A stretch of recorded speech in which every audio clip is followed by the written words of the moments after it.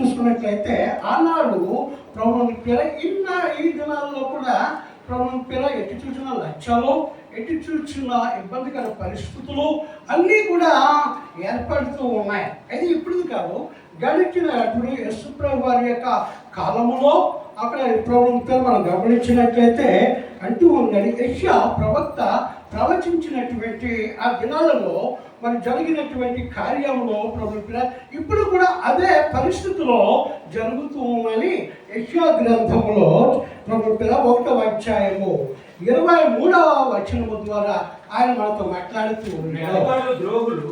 మీ అధికారులు ఎటువంటి వారట? ద్రోహులు, దొంగల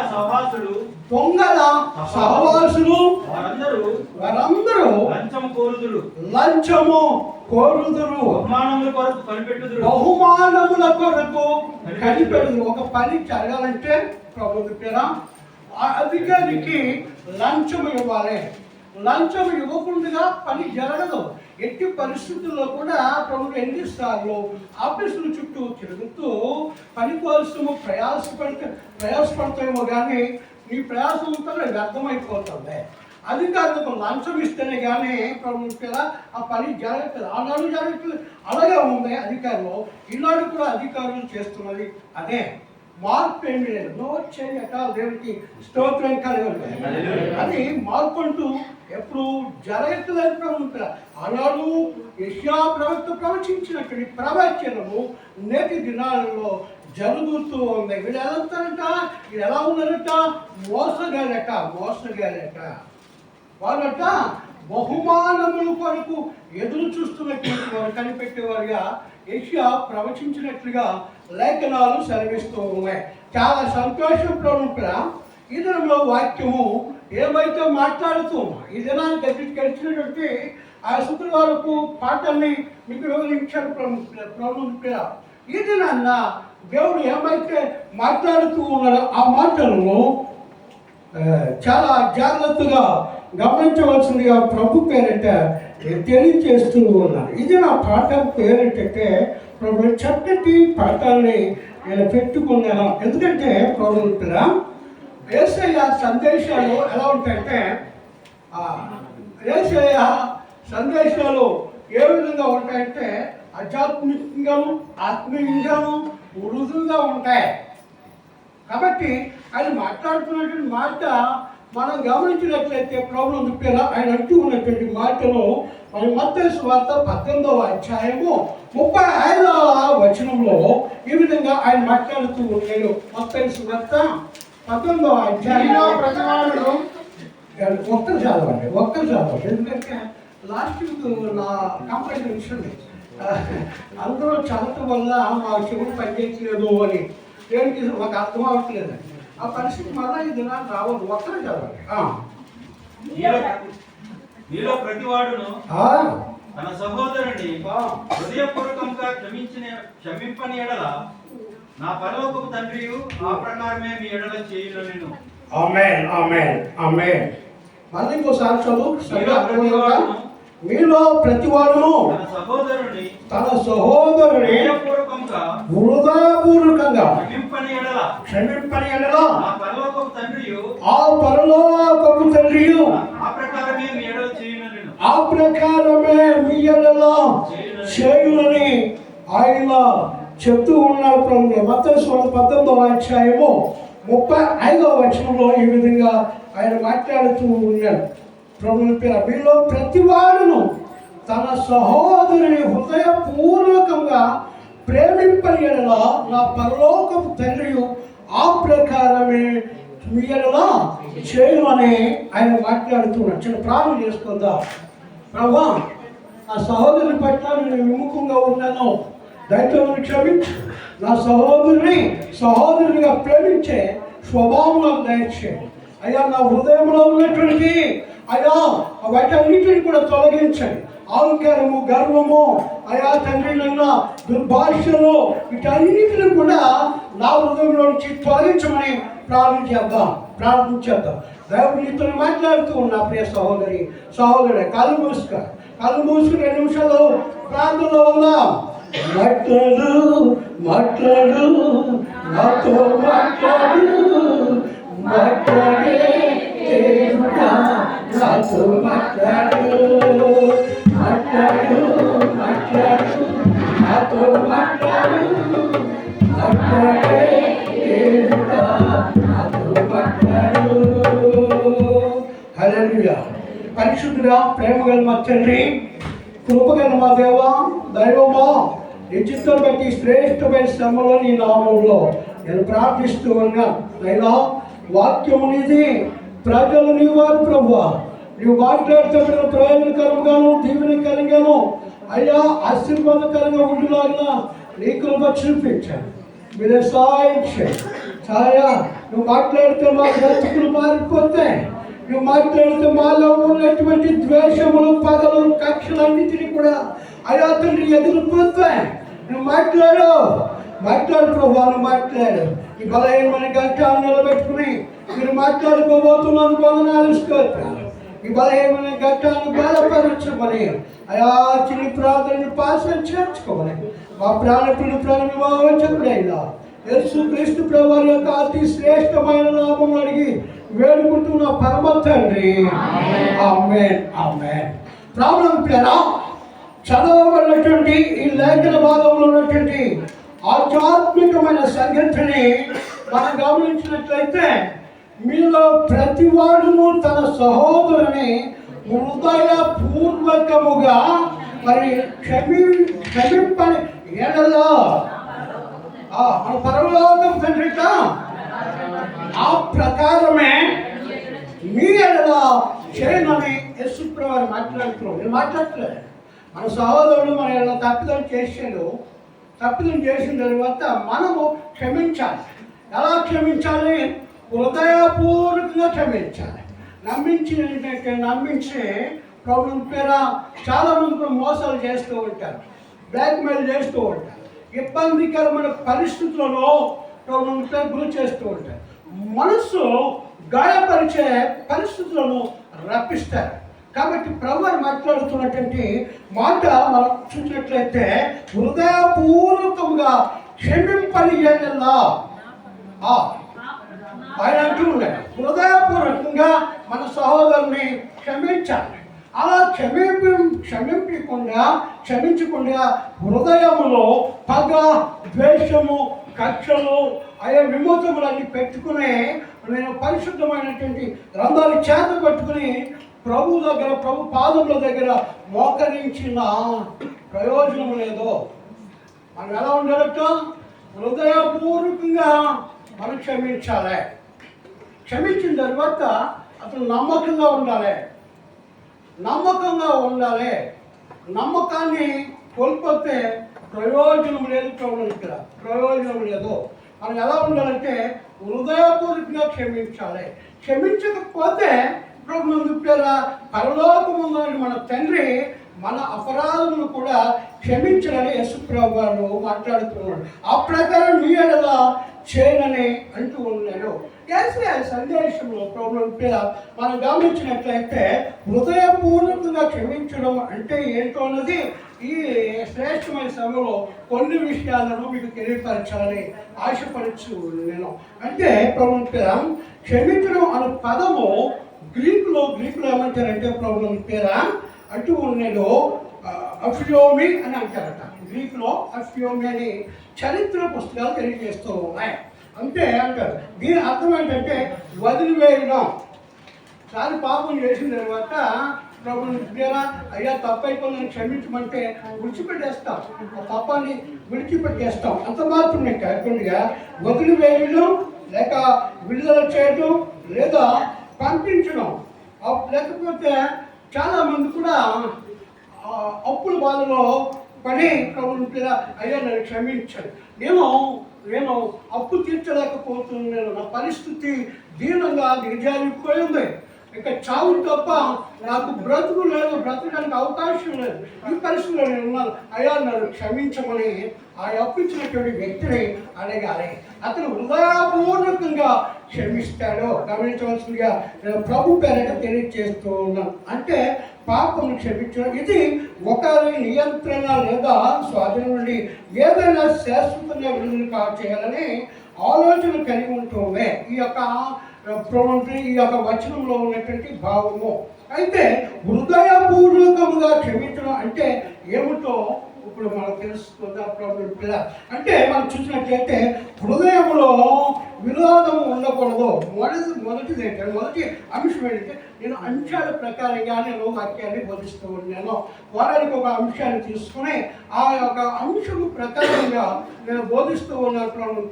ఇది పారాగ్రాఫ్ మెసేజ్ కాదు, ఇది అంశాల ప్రకారంగా నేను తీసుకుంటున్నాను. మొట్టమొదటి అంశము మనం చూసినట్లయితే హృదయపూర్వకముగా క్షమించడం అంటే హృదయంలో విరోధము ఉండకూడదు అంటూ ఉన్నాను. హృదయంలో విరోధం ఉండకూడదు. పైకి ప్రైజ్ బ్రదర్ అంటూ లోపల అతని మీద మనం విరోధము ఉండకూడదు.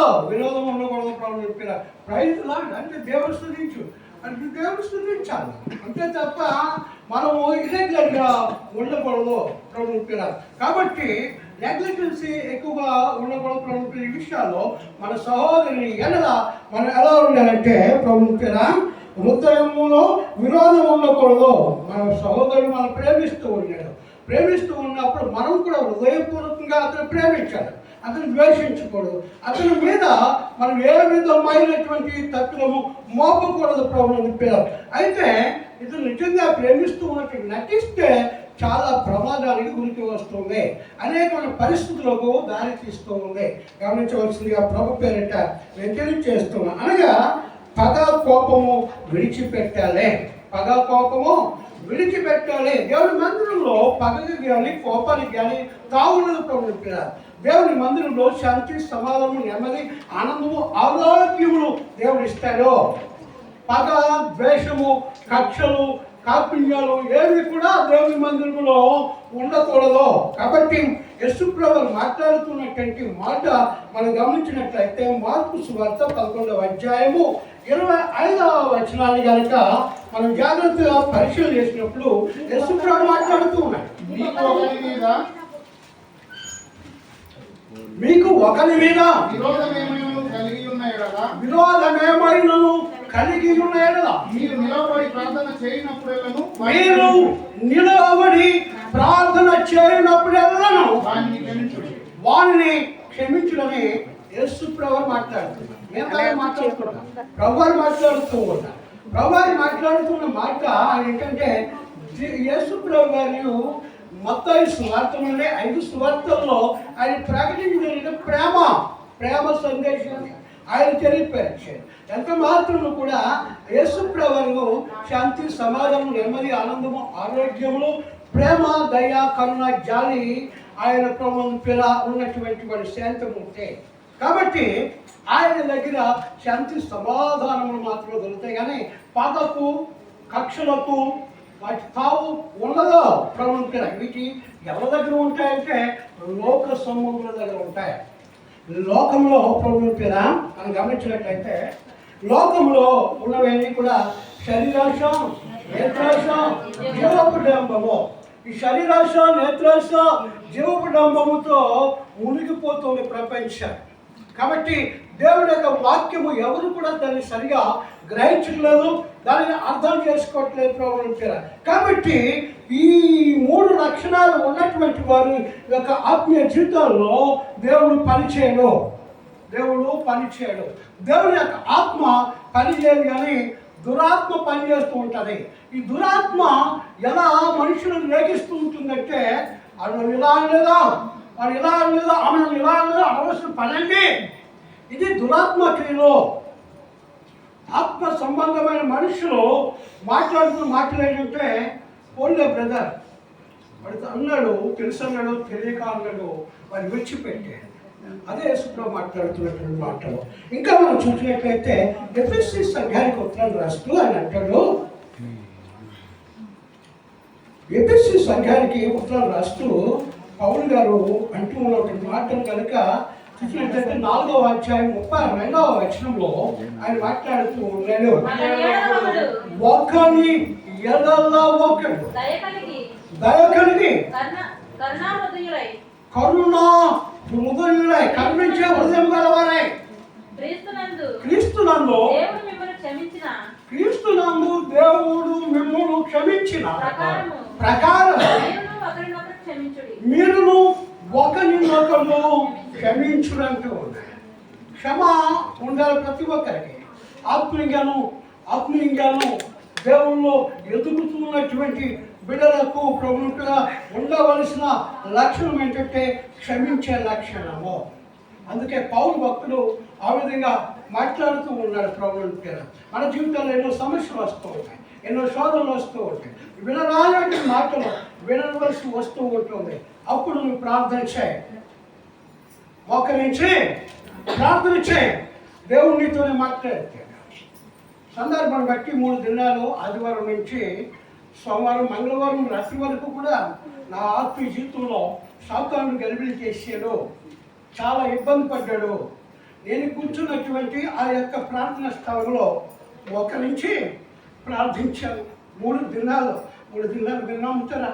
ఒక దినాన్ని ఆన్లైన్లో ఏడుస్తూ నేను నడిపించాను. ప్రభుత్వం కారణం ఏంటంటే సాతానుడు గలిబిలి చేస్తూ ఉన్నాడు. ఆత్మీయమైనటువంటి బిడ్డల హృదయాలలో ప్రభుత్వం ఈ సాతాను ప్రవేశించి గలిబిలి చేస్తూ ఉన్నాడు. అంచుకాల దినాల్లో, అపాయకరమైన దినాల్లో సాతానుడు బలముగా వాడబడుతున్నటువంటి బిడ్డల హృదయాల్లో ప్రవేశించి ఆ హృదయాలను గలిబిలి చేస్తూ ఉన్నాడు. సంఘాల్లో శాంతి సమాధానము నెమ్మది లేకపోవడానికి కారణం ఏంటి? సంఘాలు విడిపోవడానికి కారణం ఏంటి? సాతానుడు ఉద్యమిస్తూ ఉన్నాడు. అంటే మనం ఏం చేయాలట? అపవాదిని ఎదిరించుడి, వారి మీద నుండి పారిపోవు. ఎలా ఎదిరిస్తావు అపవాదిని? ఏ విధంగా నువ్వు ఎదిరిస్తావు? పక్కన పెట్టుకుంటున్నావు అపవాదిని. ఎవరో ఫోన్లు చేసి గెలుపులు చేస్తున్న మాటలన్నింటినీ కూడా తలుచుకుంటూ ప్రభు సన్నిధిలో మోకరించి ప్రార్థించాయి. అప్పుడు దేవుడు గొప్ప కార్యం చేస్తాడు. లేకుండా ప్రభుత్వ గెలుపులు చే ఆత్మ ప్రవేశిస్తుంది. ఇంతమంది నమ్ముకుని కృపా సంఘానికి వస్తూ ఉన్నారు. దేవుని యొక్క ఆత్మ చేత నడిపిస్తున్నటువంటి దైవజనుడు ప్రార్థిస్తుంటే గొప్ప కార్యాలు చేస్తూ ఉన్నారనే విశ్వాసంతో సన్నిధికి వస్తూ ఉన్నారు. అటువంటి విశ్వాసులకు ప్రభుత్వ సంతోషముగా వర్తమానాన్ని అందించాలంటే దైవ సేవకునికి ఎంత నిపుణం కలిగి ఉండాలండి, ఎంత సహనం ఉండాలి, ఎంత ఓపిక ఉండాలి. దైవజనుని డిస్టర్బ్ చేస్తే ప్రసంగం అంతా ప్రభుత్వ పడైపోతుంది. వాక్యం సరిగా అర్థం చేసుకోవాలంటే దైవజనుడు కరెక్ట్గా ఉండాలి. మీ దైవజనుడు కరెక్ట్గా ఉన్నాడా లేదా, కరెక్ట్గా మీకు బోధిస్తూ ఉన్నాడా, దైవజనుడు చెప్తున్నటువంటి బోధ మీకు వినిపిస్తూ ఉందా ఒకసారి గ్రహించాలి. ప్రభుత్వ డబ్బు కోసము సేవ చేస్తున్నటువంటి సేవకులు అనేక మంది ఉన్నారు. మీరు డబ్బును ఎప్పుడు కూడా లక్ష్య పెట్టలేదు ప్రభుత్వ. అవి ఎంత వస్తున్నాయో కూడా నాకు తెలియదు ప్రభుత్వ. మీరు ప్రార్థన చేసుకున్నప్పుడు 100 పైసలు 200 పైసలు క్రియాలు అవి ఇస్తున్నటువంటి ఆ ధనమును ప్రభుత్వ నేను తీసుకుంటున్నాను తప్ప మీరు ఇచ్చే కానుకలు కానీ దశంభాగాలు కానీ నేను ఉపయోగించుకోవట్లేదు. కాబట్టి మనం గలిబిలి చేయాల్సిన ఆత్మను పోగొట్టాలంటే మనం ఏం చేయాలంటే ప్రార్థన చేయాలి. అందుకే పౌలు భక్తుడు అంటాడు, ఒకరి ఎడల ఒకడు దయ ఉండాలి, కరుణా హృదయం కలిగినటువంటి. అంటే మన హృదయం ఎలా ఉండాలంటే కరుణ కలిగినటువంటి హృదయంగా ఉండాలి. కరుణ కలిగినటువంటి హృదయం కలిగి ఉండాలి. ఇంకేమంటున్నాడు? ఒకడు దేవుడు మిమ్మల్ని క్షమించిన ప్రకారం మీరు ఒకడు క్షమించాలి. దేవుడు మనం ఏం చేస్తూ ఉన్నాడు? క్షమిస్తూ ఉన్నాడు. మనం అంటే దేవుడు చూడట్లేదు అనుకుంటున్నారేమో, వింటలేదేమో అనుకుంటున్నారేమో. దేవుడు ఆకాశం మీద ఉన్నాడు, మనము ఆయన పాదముల దగ్గర ఉన్నాం. అందుకే భక్తులు అంటాడు ప్రభుత్వ, ఆకాశం నా సింహాసనము, భూమి నా పాదపీఠము అని అపోస్తుల కార్యాల్లో తెలియపరుస్తూ ఉన్నాడు. యెషయా ప్రవచించిన ప్రవచనము అపోస్తుల కార్యాల్లో అది నెరవేరుతూ ఉంది. కాబట్టి ప్రభుత్వం పేరా మనం చూసినట్లయితే మనం ఎలా ఉండాలంటే ఐక్యత కలిగి ఉండాలి, సమాధానం కలిగి ఉండాలి. సమాధానం కలిగి ఒకరినొకరు ఏం చేసుకోమన్నాను? క్షమించుకోమంటూ ఉన్నాడు, క్షమించమని ఆయన అడుగుతూ ఉన్నాడు. మూడవదిగా చూసినట్లయితే మూడవ విషయమును మనం గమనించినట్లయితే హృదయంలో ప్రతీకారం ఉండకూడదు. హృదయంలో ప్రతీకారము ఉండకూడదు. ఎవరు ఏదన్నారని చెప్పేది ఆ మాటను పట్టుకొని ఆ మాటను అవకాశం కొరకు ఎదురు చూడకూడదు. ఎందుకంటే మన నోటి నుండి నిర్భాషణ రాకూడదు. పవిత్రమైన పరిశుద్ధమైనటువంటి మాటలు రావాలి. ఆత్మ సంబంధమైన మాటలు నీ పెదవుల నుండి రావాలి. నీ మాట్లాడే మాట వలన ఇతరులు నీకు మాదిరిగా ఉండాలి, ఇతరులకు నువ్వు మాదిరిగా కనపడాలి. పరిశుద్ధ గ్రంథాన్ని చేత పట్టుకుని అపవిత్రమైన మాటలు ఆరాధనలో ఉన్న చేపు చాలా చక్కగా మాట్లాడచ్చు. ఆరాధన అయిపోయిన తర్వాత ఈ పరిశుద్ధ గ్రంథాన్ని పక్కన పడేసి అపవిత్రమైన మాటలు మాట్లాడకూడదు. అంటే నీలో అప్పటి వరకు ఉన్నది ఆత్మ దురాత్మ. దురాత్మ ఏం చేస్తుందంటే ఆత్మీయంగా మనం కనపడుతున్నట్లు కనపడుతూ ఉంది, కానీ అంత లోపల ఉన్నటువంటి ఏంటంటే దురాత్మ. దురాత్మ ఉన్నటువంటి ప్రతి ఒక్కరు కూడా నోరు విప్పితే కంపు మాటలు మాట్లాడతారు. ఆత్మ సంబంధమైనటువంటి మాటలు మాట్లాడారు. ప్రాబ్లం చూడండి, మన సంఘ వాలంటీ ఆమె కాలు బెండ్లు పడుతుంది. అవి చూసేవారు ఎవరు లేరు. కనీసం మందులు పట్టుకెళ్ళి ఆమెకి ఇచ్చి ఆమెను ఓదార్చేవారు ఎవరు కూడా లేరు. ప్రాబ్లం ఎవరు కూడా లేరు. నాకు ఫోన్ చేసింది, ఏడుస్తూ ఫోన్ చేసింది, అయ్యా అయ్యా నా పరిస్థితి ఇవ్వలేగా ఉంది, హాస్పిటల్ తీసుకెళ్ళేవారు ఎవరు లేరు. చాలా బాధపడ్డాను. 5 యవనస్తులు కలిసి వెళ్ళాం.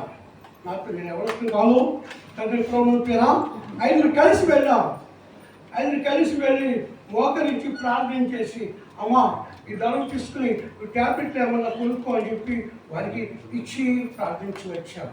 అయితే ప్రాబ్లం చెప్పారా, దానికి గమనించవలసినటువంటి విషయం ఏంటి చేస్తా, ఆ డబ్బులు ఇస్తూ ఉన్నప్పుడు ఆ సహోదరి, అయ్యా నా కోసం చాలా ప్రయాసపడుతున్నారు, నేను ఈ ధనం తీసుకోవడానికి నా అర్హులను కాదు, ఎందుకంటే 2 పర్యాయాలు నాకు మీరు సహాయం చేశారు. 3 పర్యాయాలు నాకు సహాయం చేశారు.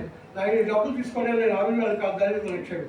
అమ్మ నా కుటుంబంలో ఉన్నదాన్ని ఒక పాస్టర్ గారు ఉంటే ఈ క్షణం నేను తీసుకెళ్ళి మా ఇంట్లో పెట్టుకునేవాడు. అదిరా ప్రేమ అంటే. ప్రేమ కలిగి ఉండాలి, పగలు కాదు, కక్షలు కాదు. మనం ఎలా ఉండాలంటే తోటి సహోదరు అపాయంలో ఉంది, ఆమెను ఆ అపాయం నుండి మనం తప్పించాలి. ఇబ్బందుల్లో ఉంది, బాధల్లో ఉంది. ఇక్కడ అమ్మ లేడు, నాన్న లేడు, బాబు లేడు, భర్త లేడు, కన్నవారు ఎవరు లేరు. మనకు దేవుడే కాపుదలిస్తూ ఉన్నాడు. ఈ దినాల్లో మనం ఆరోగ్యంగా ఉన్నామంటే దేవుడి యొక్క కాపుదల గమనించిన ప్రభుత్వం. ఉదయకాల సమయంలో దైవజనులు పాస్టర్ గారు నేను కలిసి మీ అందరి కోసం ప్రార్థిస్తూ ఉన్నాం. ఒక్కొక్క బాధ్యతలు ఇచ్చాడు. కష్టాలు వచ్చినా, ఇబ్బందులు వచ్చినా, ఇరుకులు వచ్చినా, ఏమొచ్చినా కూడా వాటన్నింటినీ పక్కన పెట్టి మీ క్షేమము కొరకు మేము ప్రార్థిస్తూ ఉన్నాం. మీరు ఏదో ఇస్తారు, ఆ డబ్బులతో మా కుటుంబాన్ని గడుపుకుందామనే ఉద్దేశంతో కాదు ప్రభుత్వం పేరు. అలా చాలామంది ఉన్నారు, కానీ మేము ఆ కోవకు చెందినటువంటి వాడు కాదు ప్రభుత్వం. చాలా డబ్బులు ఖర్చు పెట్టాను, చాలా డబ్బులు ఖర్చు చేసి నా బిడ్డలు బాగుండాలి, నా బిడ్డలు ఆరోగ్యంగా ఉండాలని. కరోనా వైరస్ వచ్చినప్పుడు ప్రభుత్వం పేరు నా బిడ్డలకి 25 మంది బిడ్డల కుటుంబాలకి ప్రభుత్వం అత్యవసర వస్తువులను మేము ఏర్పాటు చేశాం. బిడ్డలు బాగుండాలని. కరోనా వైరస్ వచ్చింది, ప్రపంచం అంతా కూడా కరోనా వైరస్తో చాలామంది చనిపోతూ ఉన్నారు. మా బ్రతుకులకి మేము ఎప్పుడైనా చనిపోతే ప్రభు దగ్గరికి పోతాం, పర్లేదు, ఏమైనా ఇబ్బంది ఉండదు, మా బిడ్డలు బాగుండాలి, సంఘం బాగుండాలి అని. కరోనా వైరస్ పోయే వరకు కూడా ఆహారాన్ని ప్యాకెట్లు, ఫుడ్ కిట్లను మేము పంచిపెట్టాం ప్రభు పేరు. ఎందుకంటే నా ఫోటోలు కూడా ఎక్కడా కూడా వాట్సాప్లో పెట్టలేదు. మేము పెట్టలేదు ప్రజలకి. మా సేవా పరిచర్య మేము చూపించలేదు ప్రభు పేరు, దేవుడికి చూపించాం. దీనన్నా ఎంత కష్టపడ్డామో, దీనన్నా అంత చక్కటి సంఘాన్ని దేవుడు ఇచ్చి ఉన్నాడు. కాబట్టి పిల్లరా, మనము సంఘ కాపరి ఏ విధంగా ఉన్నాడో, మాదిరికరంగా ఉన్నాడో, అట్టి విధంగా ప్రతి ఒక్కరు కూడా మాదిరికరంగా ఉండాలి, ప్రేమ చూపించాలి. ఎంతో మందికి సహాయం చేసినటువంటి ఈ చేతులు ప్రభుత్వం పేరు, ఎంతో మందిని దీవించి ఆశీర్వదించిన హస్తాలు గమనించవలసింది ఆ ప్రభు పేరిట నేను తెలియజేస్తూ ఉన్నాను. ఇంకా మనం చూసినట్లయితే ప్రభు పేర ఆయన అంటూ ఉన్నాడు, హృదయంలో ప్రతీకారం ఉండకూడదు, అంటే హాని నష్టము చేయకూడదు. కొలసు రాసిన పత్రిక 3:13 పౌలు భక్తుడు అంటూ ఉన్నాడు, ఎవడైనా తనకు హాని చేసినని ఒకడు అనుకుని ఎడల ఒకరినొకడు సహించుచు ఒకరినొకడు క్షమించుడి. మిమ్మల్ని క్షమించులాగున మీరును క్షమించుడు. మానవ ఏంటంటే హాని చేశాడని తెలిసిన తర్వాత రకరకాలైన మాటలు మాట్లాడతాం, మన ఆత్మీయ స్థితి నుంచి దిగజారిపోయే మాటలు మాట్లాడతాం కదండి. బూతులు మాట్లాడతారు చాలామంది కూడా, బూతులు లోనిపితే బూతులు, మీరు మాట్లాడుతున్నది తప్పు, అలా మాట్లాడకూడదు అనేవారు తక్కువ మంది అయిపోయారు, సపోర్ట్ చేసేవారు ఎక్కువ మంది అయిపోయారు. అది అంత మాత్రం కూడా మంచిది కాదు, మనకు దేవుని దృష్టిలో మంచిది కాదు. మనం మాట్లాడతాం కాబట్టి మనకు మంచిగానే కనపడతాం. మన నోటి మాటలు ఉంటే ప్రాబ్లం పేరా అవి చాలా మంచిగా కనపడతాయి. నీ లెక్కలో ఆయన లెక్కలో నీ లెక్క తూల్చేస్తే తూచినప్పుడు తూలిపోతావేమో. మనం మాట్లాడే ప్రతి మాట కూడా ప్రభుత్వ ఆయన గ్రంథంలో లిఖించబడుతూ ఉన్నాయి. తీర్పు దినాల్లో తీర్పు తీర్చినప్పుడు తేలిపోతావేమో. గమనించవలసిందిగా ప్రభు పేరిట నేను తెలియజేస్తున్నాను. అందుకే పౌలు భక్తుడు అంటాడు, ఎవడైనా తనకు హాని చేసినని ఒకడు అనుకుని ఎడల ఒకరినొకడు సహించుకోవాలట అని తిట్టాడు. సహించుకోవాలి, సహించే మనసు దేవుని అడగాలి. ప్రభు నన్ను తిట్టాడు, అతను క్షమించమని ప్రార్థించాను. ప్రభు అదే నేర్పుతున్నాడు. అదే పౌరు భక్తులు కొలసి సంఘానికి ఉత్తరం రాస్తూ ఆయన తెలియపరుస్తున్న మాట, ఒకరినొకడు సహించుకోమని ఆయన మాట్లాడుతూ ఉన్నాడు. అంత మాత్రం కాకుండా ఏమంటూ ఉన్నాడు, ఒకరినొకరు క్షమించుడి, ప్రభు మిమ్మల్ని క్షమించేలాగున మీరును క్షమించుడి అంటూ ఉన్నాడు. ప్రభు మనం క్షమించాడు. మరి వాళ్ళు ఇంతమంతుమా? కానీ నేను ఏ పాపము చేయలేదు. నేను మాట్లాడే మాట ప్రతిదీ యథార్థంగాను నమ్మకంగాను ఉంది. నేను ఏ పాపము చేయట్లేదు, ఏ అబాధము చేయట్లేదు అని వాళ్ళు ఎవరైనా చేతులు పెట్టుకున్నా నేను చూస్తాను. కాబట్టి అందుకు ఆయన మనం క్షమిస్తూ ఉన్నాడు. అందుకైనా మనల్ని క్షమిస్తూ ఉన్నాడు. దేవుడే మనం క్షమిస్తూ ఉన్నప్పుడు, మన సహోదరుడు తప్పు చేసినప్పుడు నువ్వెందుకు క్షమించో అని లేఖనాలు చదివిస్తూ ఉన్నాయి. అంత మార్పు నేను కాకుండా మత్తయి సువార్త 6వ అధ్యాయము 12 మరియు 14 వచనాల్లో ఉన్నటువంటి ఆధ్యాత్మికమైన సంఘటనని కనుక మనం గమనించినట్లయితే ఆయన అంటూ ఉన్నాడు, మా ప్రభువారు నేర్పుతూ ఉన్నారు. ప్రభువారు నేర్పుతూ ఉన్నాడు. యేసు ప్రభు గారు ఒక మాదిరిని చూపించడానికి శిష్యులకు తెలియపరుస్తున్నటువంటి మాట ఏంటంటే, మా రుణస్థులను క్షమించిన ప్రకారము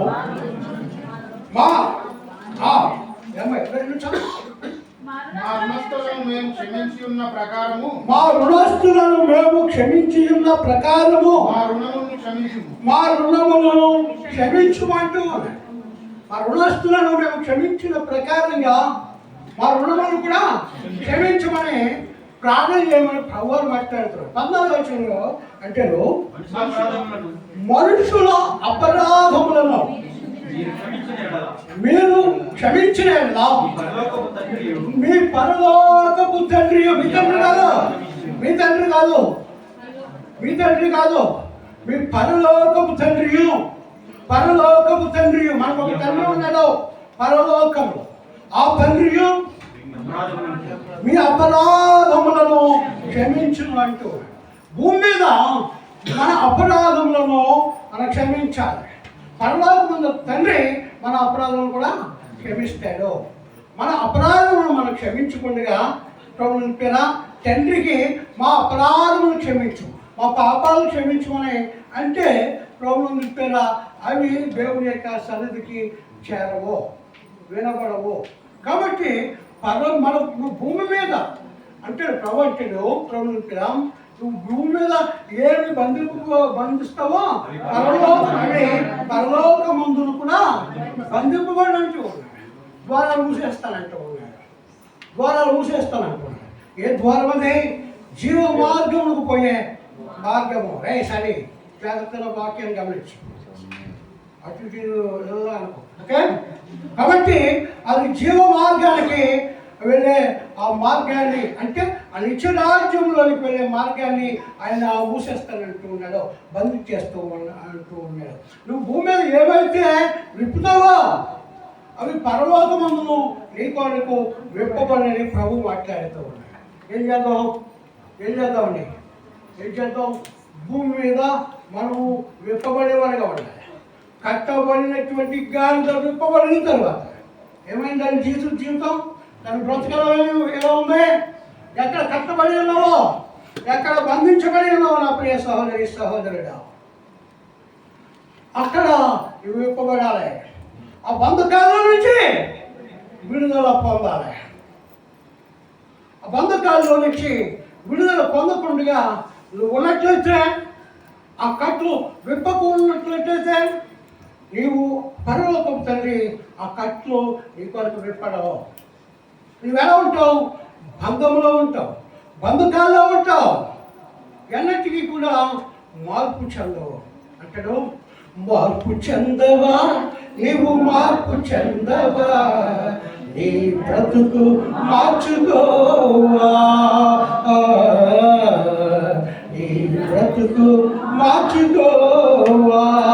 ఎన్నాళ్ళు నీవు జీవించినా గాని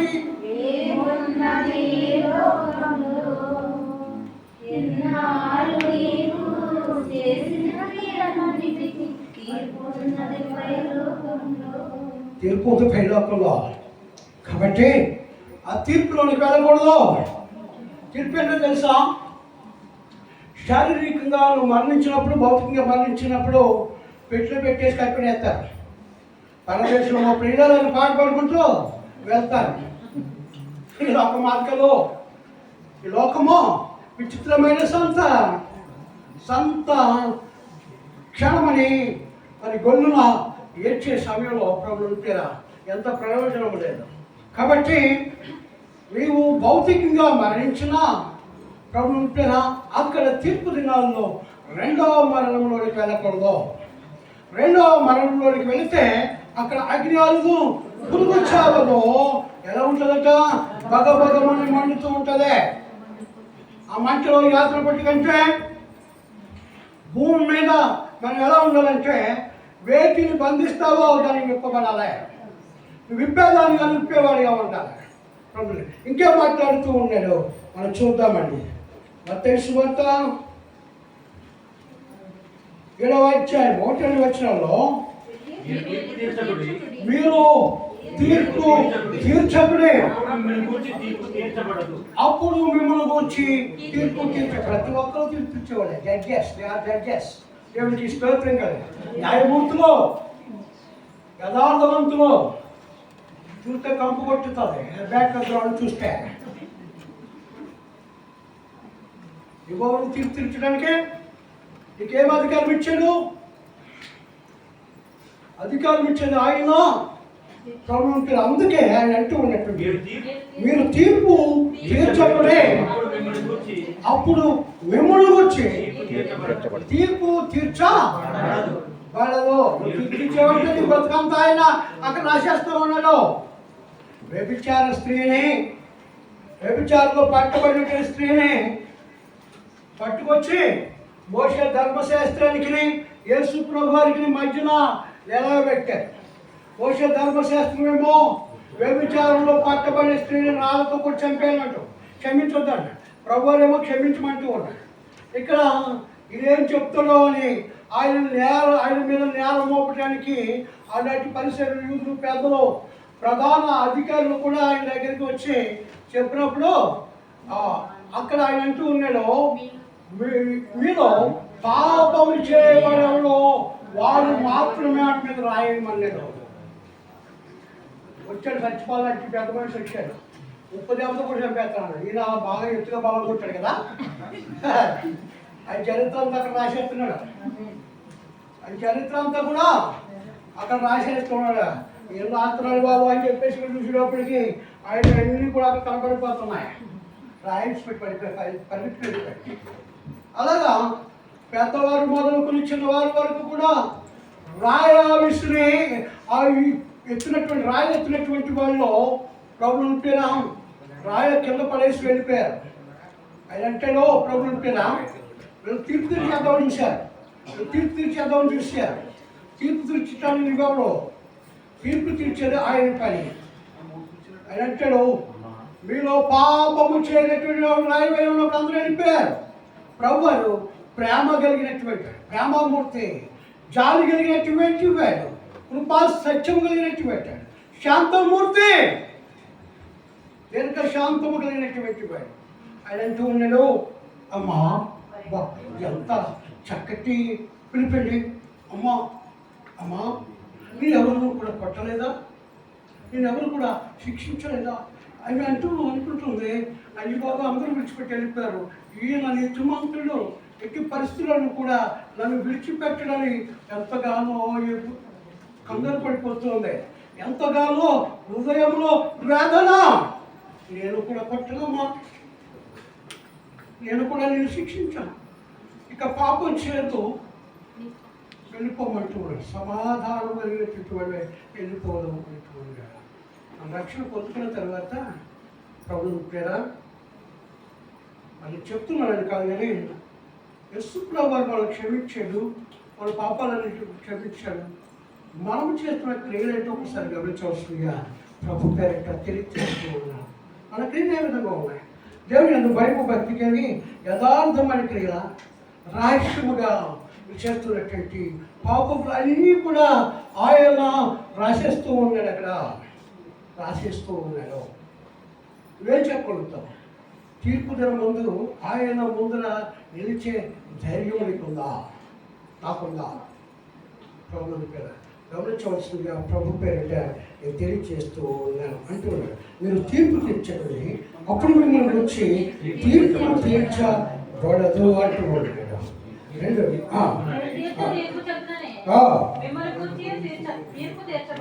మీరు ఏ తీర్పు అయితే తీరుస్తారో ఆయన అక్కడ అదే తీర్పు తీర్చబోతూ ఉన్నాడు. మీరు ఏ కొలతతో అయితే కొలుస్తూ ఉన్నారో మీకును కొలవబడును అని అది ఆయన చెప్తూ ఉన్నాడు. ఆయన చెప్తున్నాడు కింద మీ కంటిలో ఉన్నటువంటి దూలము ఎంచక మీ సహోదరుని కంటిలో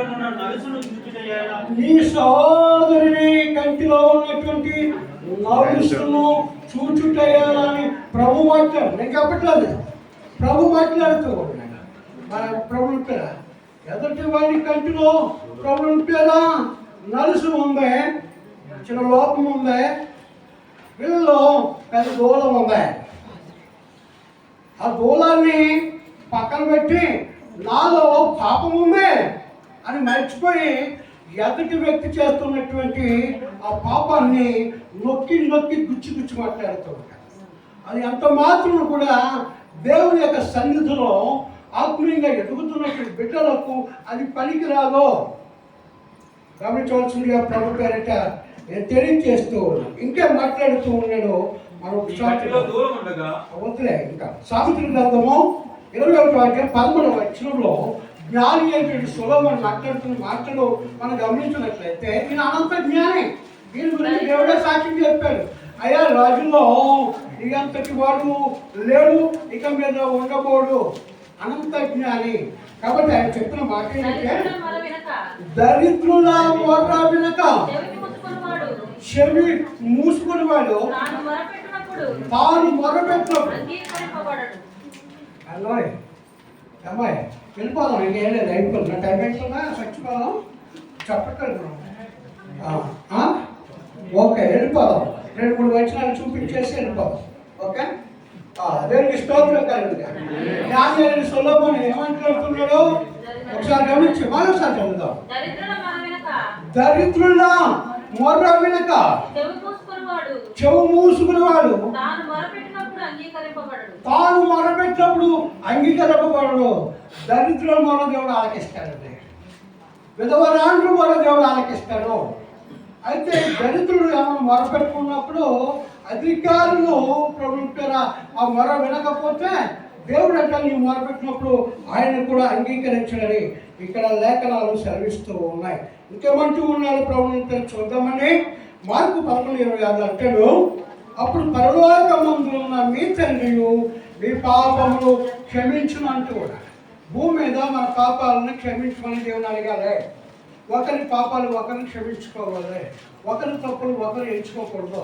ప్రభుత్వ ఇది తప్పు చేస్తున్నాను తెలిసినప్పుడు పౌరు భక్తులు ఏమంటాడంటే ఆఖరి సంఘపు పెద్దలు ముగ్గురు పిలిపించుకొని వాడికి చేస్తున్న తప్పు ఇది తప్పు అని చెప్పి వాళ్ళు ఎదురకుండా మాట్లాడు. ఒకవేళ ముందు నీ మాట్లాడు, ఈ మాటలో వినకపోతే సంఘ పెద్దలు ముగ్గురు తీసుకెళ్ళు. అప్పటికి కూడా వినకపోతే అని విడిచిపెట్టే సంఘం నుంచి దూరపరచమంటూ ఉన్నాడు. సంఘం నుంచి వెలివేయమంటూ ఉన్నాడు. ఎందుకంటే తప్పు చేస్తూ దేవుని మందిరంలో ఉండి అనేకులు పాలు చేస్తారేమో. కాబట్టి ముందుగా హెచ్చరిక చేయి. విన్నాడా సరే, వినకపోతే వాడిని సంఘం నుంచి తీసివేయబట్టు ఉన్నాడు. ఇంకేమంటాడు యాకోబు పత్రిక 5వ అధ్యాయము. యాకోబు పత్రిక 2వ అధ్యాయం 13వ వచనం చదువుకుందాం. యాకోబు పత్రిక మీలో జ్ఞాన వివేకము గలవాడెవడు వాడు జ్ఞానముతో కూడిన సాత్వికము గలవాడై తన యోగ్య ప్రవర్తన అంటే సత్ప్రవర్తన మంచి ప్రవర్తన వలన తన క్రియలను కనపరచవలనని మాట్లాడుతున్నాడు. 2:13 అంటాడు, కనికరము చూపని వాడు కనికరము లేని తీర్పు పొందినట్టు ఉన్నాడు. మనము కనికరం కలిగినటువంటి వారిగా ఉండాలి. నీకు నీ యొక్క బ్రతుకుతూ ఉన్నాం, అంతా చాలా లావు ఉన్నాం, ఎత్తుగా ఉన్నాం, ఎర్రగా ఉన్నాం, నల్లగా ఉన్నాం, మంచి ఆరోగ్యం ఉంది, పర్లేదు అని చెప్పి అనుకుంటున్నామేమో. ఒకరొక దినాన్న తీర్పు తీర్చబోతూ ఉన్నాడు. ఆ తీర్పు దినాల్లో ప్రభుత్వ మనం చూసినట్లయితే కనికరము చూపని వాడు కనికరము లేని తప్పు పొందను తీర్పు పొందను అంటున్నాడు. కనికరం లేని తీర్పు. ఈ కనికరం తీర్పు ఏంటి ఎలా ఉంటుందంటే ఆయన ప్రక్కన కూర్చొని ఆయన సృష్టించేవారు ఎవరు ఉన్నావు కఠినమైన తీర్పు. అంటే ధనవంతుడు లాజరు అక్కడికి వెళ్ళినప్పుడు ధనవంతుడైతే ప్రభుత్వ యాత్ర పడిపోతూ ఉన్నాడు. ఆ పేదవాడు ప్రభుత్వం లాజరు ఎక్కడ ఉన్నాడు, అబ్రాహామును ఆనుకొని ఉన్నాడు. ఈ కేకేస్తూ ఉన్నాడు, యాత్ర పడిపోతూ కేకేస్తూ ఉన్నాడు. కేకేస్తూ ఉన్నప్పుడు ఏం మాట్లాడుతూ ఉన్నాడు మనం గమనించినట్లయితే, తండ్రి అయిన అబ్రాహామా, బ్రతుకుండగా అబ్రాహామును గుర్తు చేసుకోలేదు. బ్రతుకుండగా విలాసమైనటువంటి ఆ పరిస్థితుల్లో జీవించాడు. బ్రతుకున్నప్పుడు సంతోషము నెమ్మది నెమ్మలేదు సంతోషము ప్రభుత్వ ఎంతో చక్కగా బ్రతికాడు. తెల్లటి నార వస్త్రాలను ధరించుకుని చక్కగా ప్రతిరోజు కూడా ఇష్టమైన ఆహార పదార్థాలు తినేవాడు. ఈ దరిద్రుడు ప్రభుత్వ ఆహారం లేక ఓ ప్రక్క కురుపులు ఉన్న చిముకాలుతూ ఆ కింద పడేసేటటువంటి మొక్కలు మాంస మొక్కల్ని కింద తినేవాడు. ఇద్దరు కూడా చనిపోయారు కదా ఒక తెలియదు.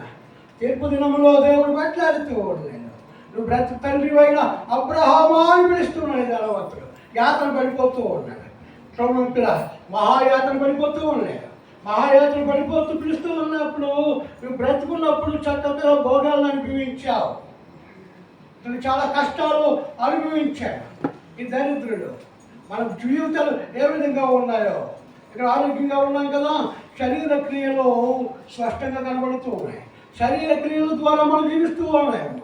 ప్రభుత్వ ఆ తీర్పు దినాల్లో శరీర క్రియలన్నీ కూడా ఆయన లెక్క చెప్తాడు. కాబట్టి శరీర క్రియలు విసర్జించాలి. ఈ దరిద్రుడైతే శరీర క్రియలు లేవు. పొట్ట చూసినట్లయితే ఆకలితో ప్రభు అలవటించిపోతూ ఉండేది. అది పడ్డది పెట్టి అది పెదవుల నుండి కాలినటువంటి ఆ రొట్టె ముక్కలను, ఆ ఎంగిలి రొట్టె ముక్కలు తిట్టు బ్రతికేడు. అదే ప్రభు చెప్తూ ఉన్నాడు ప్రభుత్వ పేర. ఆ ఎంగిలి మెతుకులు తిని బ్రతికినటువంటి వాడు ప్రభుత్వ పేర పరలోకంలోకి వెళ్ళాడు. విందులు విలాసాలు చక్కటి ఆహార పదార్థాలు తిన్నటువంటి వాడు నరకాగ్నిలోకి వెళ్ళిపోయాడు. ఏం కావాలి? Decide your self. వీళ్ళు ఎంత మీరే నిర్ణయించుకోండి. మన తీర్పు దినాల్లో ప్రవేశించబోతూ ఉన్నాం. దేవుని యొక్క రాకడ ఎప్పుడు వస్తుందో తెలియదు. లేదో రేపో యేసు రాకడా, కాలం సమయం ఎవరెరుగెరు. దేవునికి స్తోత్రం కలగండి. ఎప్పుడు వస్తుందో తెలియదు. జాగ్రత్త, బి ప్రిపేర్డ్, సిద్ధంగా ఉండు. ఆయన రాకడలో మనం ఎత్తపడే గుంపులో ఉండాలంటే, మనం ఎలా ఉండాలంటే ప్రభుత్వ చెప్పబడినటువంటి మూల వచనంలో మొదటి అంశాన్ని కనుక మనం జ్ఞాపకం చేసుకున్నట్లయితే హృదయపూర్వకంగా క్షమించాలి. మన అపరాధములన్నింటినీ కూడా దేవుడు క్షమించిన వ్యక్తిగా మన సహోదరుల యొక్క అపరాధములను హృదయపూర్వకంగా మనం క్షమించేవారిగా ఉండాలి. కాబట్టి ఉపాసన బిడ్డలందరూ కూడా ఎత్తబడే గుంపులో ఉండాలి. ఆయన రాకడలో ప్రభుత్వ ఆయనతో నిత్య సహవాసం చేసే బిడ్డలుగా ఉండాలని ప్రభు పేరిట నేను తెలియజేస్తూ ఈ మాటలు ముగిస్తూ ఉన్నాను. మాటలు దేవుడు దీవించి ఆశీర్వదించుగాక. విన్నటువంటి వాక్యము మన వినికిలో దేవుడు దీవించి ఆశీర్వదించాలని సూర్య వచ్చి ప్రార్థన చేస్తారు. ప్రార్థనలో వెళ్దాం. రండి, ప్రార్థన చేసుకుందాం. తల వంచుదాం, కళ్ళు మోసుకుందాం. ప్రభు పాదముల దగ్గర మోకరించి, అయ్యా మా అపరాధములను మీరు క్షమించిన రీతిగా మా ప్రారంభం క్షమించమని ఆయన సన్నిధిలో మోకరించి ప్రార్థించాం. స్తోత్రం స్తోత్రం స్తోత్రం స్తోత్రం స్తోత్రం. మహాగణుడా, మహోన్నతుడా, జీవాధిపతమైన మా ప్రియ పరలోకపు తండ్రి, ఈ ఘనమైన శ్రేష్టమైన పరిశుద్ధమైన నామమును బట్టి లెక్కలేని స్తుతులు స్తోత్రమయ్యా. అయా ఆరాధన ప్రభు ప్రారంభ ప్రార్థన నుంచి ఇంతవరకు మీరే అధ్యక్షులను నడిపించిన విధానం వందనాలు. అయా నీ దాసుడి ముఖాంతం ద్వారా మా అందరితో సూటిగా స్పష్టంగా నాయన మీరు మాట్లాడే విధానానికి వందనాలు, స్తోత్రములు ప్రభు. అవునైనా నీ వాక్యం సెలవిచ్చిన రీతిగా ప్రేమ కలిగినైనా క్షమాగుణం కలిగి ఉండే భాగ్యాన్ని దయచేయండి. అయ్యా మా హృదయంలో ఎవరి మీదైనానైనా విరోధముగా మేము ఉన్నామేమో ప్రభు, అట్టి హృదయం మంచిది కాదని వాక్యం సెలవిస్తా వద్దు ప్రభువానికి స్తోత్రములు. క్షమించే మనసును మాకు దయచేయమని అడుగుచున్నామయ్యా నీకు స్తోత్రములు. మా తోటినైన సహోదరులను ప్రభు ప్రేమించే హృదయాన్ని మాకు దయచేయమని అడుగుచున్నామయ్యా నీకు స్తోత్రములు. అయ్యా విన్న వాక్యాన్ని ప్రభు మా హృదయం అనే పలక మీద రాసుకుని భద్రం చేసుకుని ప్రభు వాక్యానుసారమైన జీవితాలు మేము జీవించే భాగ్యాన్ని దయచేయమని అడుగుచున్నాను. నీ దాసుని కొనుగోలు అభిషేకించుకోమని అడుగుచున్నాను. రాబో దినముల్లో ఇంకా నాయన లోతైన విషయాలు, లోతైన మర్మాలు ప్రభు ఈ దాసు ద్వారా మాకందరికీ నాయన బోధించి సహాయం దయచేయమని అడుగుచు దీని యొక్క ప్రార్థన ఆలకించి అంగీకరించి ప్రతిఫలం దయచేయమని ప్రభు యేసుక్రీస్తు నామములో అడిగి వేడుకొంచున్నాను మా ప్రియ పరలోకపు తండ్రి. ఆమేన్ ఆమేన్ ఆమేన్.